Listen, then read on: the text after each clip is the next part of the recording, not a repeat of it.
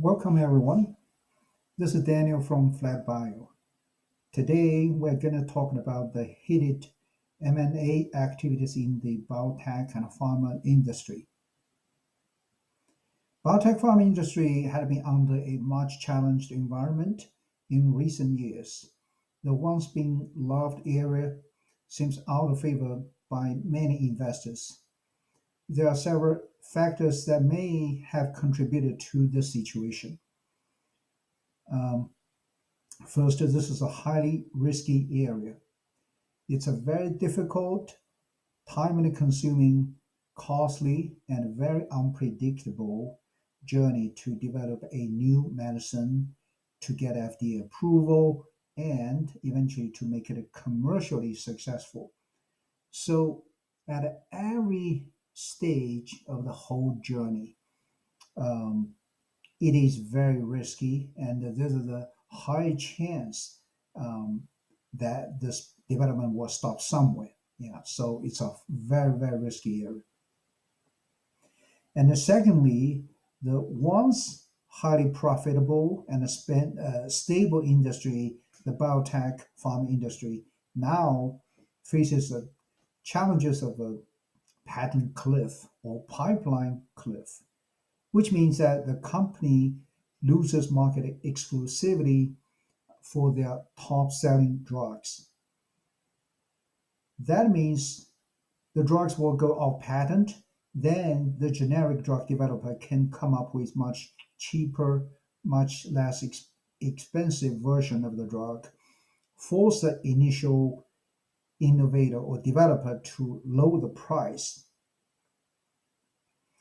While on the other hand, for the innovator, the new drugs, new medicines may not be on time or successfully to bridge the pipeline gap that the company faces. And another reason is a high failure rate of developing new drugs. I like the analogy described by the Barons, the investment newspaper. Um, it basically says developing new medicine or the biotech farm industry is like playing baseball. So you can hit a home run, but before you can hit a home run, you got to hit a lot.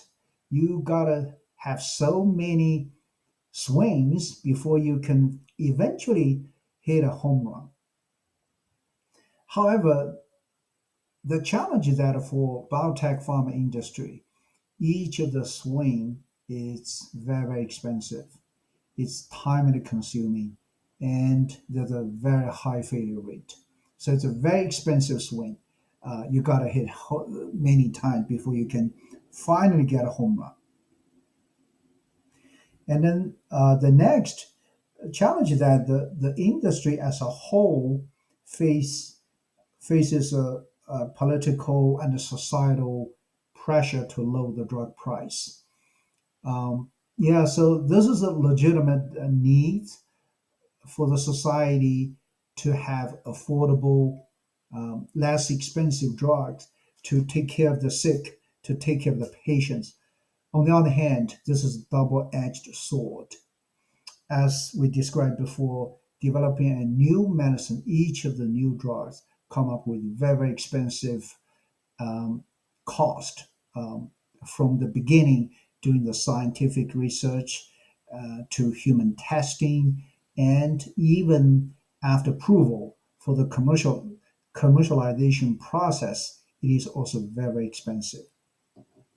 Yeah, so on one hand, the society needs affordable healthcare to the patients, to the society, to the payers. But on the other hand, um, the the biotech companies, the pharma companies, they need to recoup the cost, the time and efforts spent to develop the new medicine.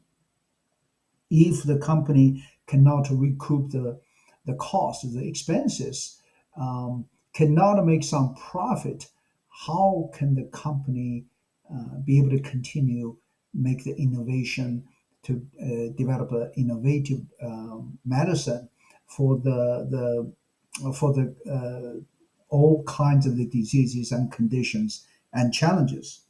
Yeah, so this is another challenge, the pricing pressure. And then finally, the macro environment, the rising inflation and interest rates also pose major financial challenges to the industry as a whole, to all the companies. But this challenge is especially difficult, the most difficult for small biotech companies. Um, they rely on the finance to uh, to fund their research, to fund their development activities. Without this, those small biotech companies cannot survive, cannot continue the R&D process. Yeah, so uh, this entire space has been facing numerous challenges, but it's a great news that the M&A activities has heated up recently with some major M&A activities occurred in recent months and around the end of 2023, which I'm going to show next. So we can see um, for example, AstraZeneca is buying a a Chinese biotech company's Gracell for $1.2 billion. This is a CAR T cell therapy companies. Um, so this is $1.2 billion. I think it's for the cancer space.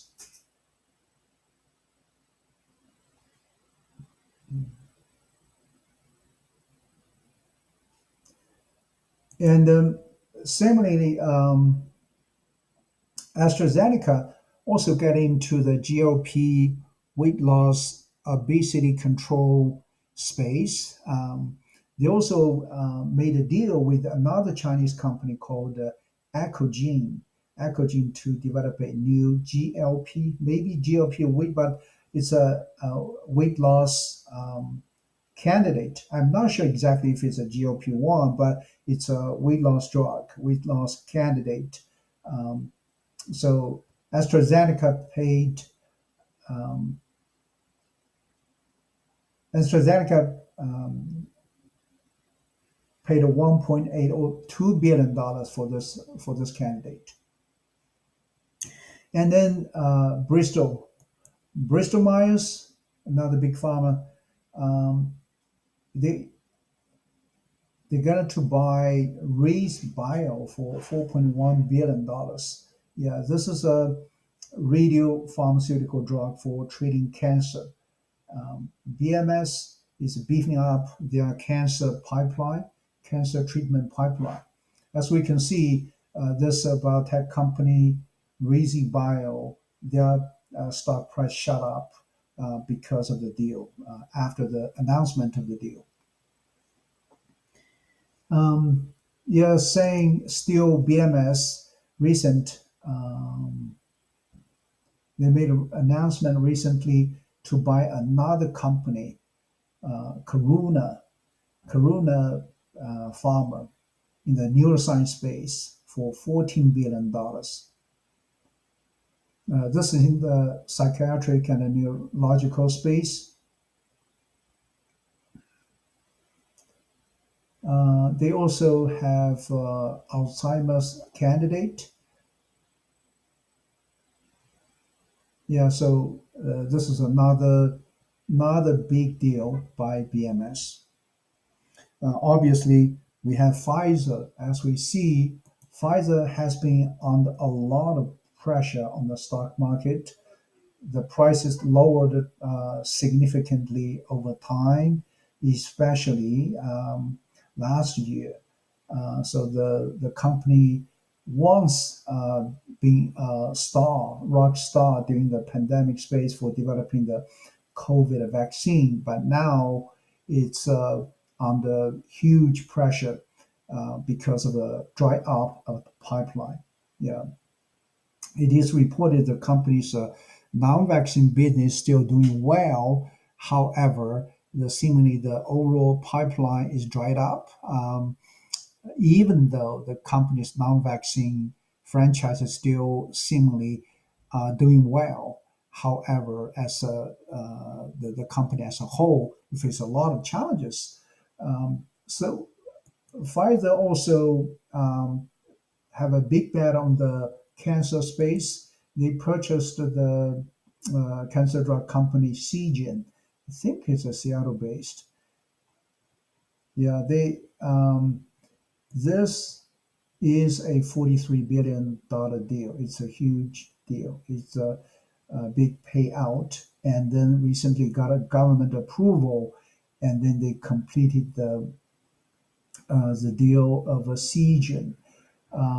So Seagen seemingly have a lot of very strong pipeline for oncology treatment. Um, the deal's completed, but probably the impact won't be seen until later part of 2024, maybe a few years later. Pfizer will be able to see some impact or after after the completion of the deal.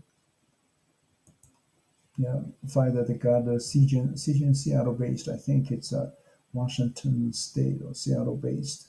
They completed the deal. Next is AbbVie. AbbVie is historically also a very strong company, but facing a lot of patent pressure um, because of the going off patent of their major drug Humira. And now AbbVie recently announced a couple of deals as well. This is another cancer drug maker, Immunogen for $10 billion. Immunogen for $10 billion. This is a anti-drug conjugate developed company.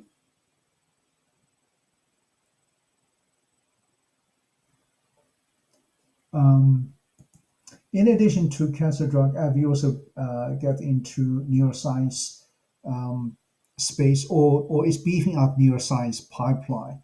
They purchased another company, acquired another company called Cerevel Therapeutics for $8.7 billion.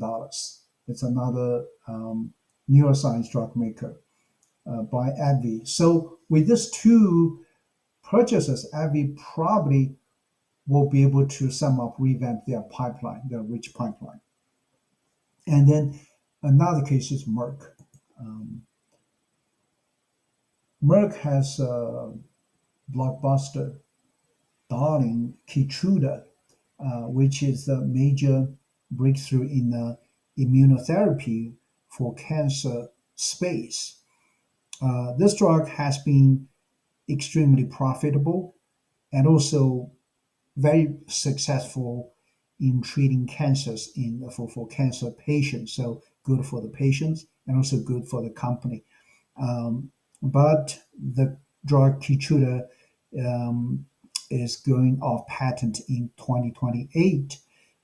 So the Merck also faces because Keytruda brings in a huge amount of revenue and profit.